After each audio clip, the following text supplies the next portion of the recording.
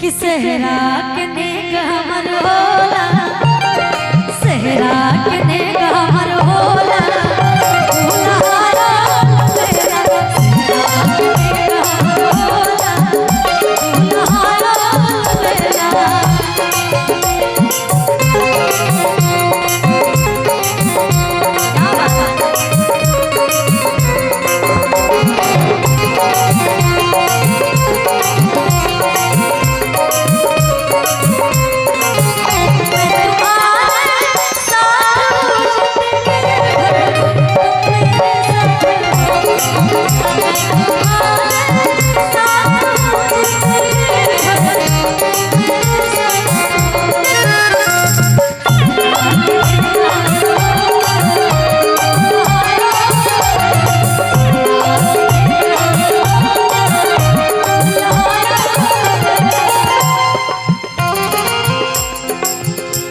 शादी के टाइम हम नहीं आ पाए थे तो सेहरा का नेग लेना असली हम लोग का बारी अब आया है, इसलिए गीत गा रहे हैं।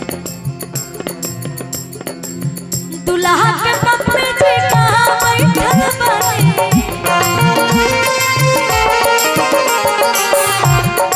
दूल्हे राजा जी की मम्मी जी जहाँ भी हैं आप मंच पे आएंगे और पापा जी भी। दुल्हा के पप्पी जी कहाँ बैठल बानी,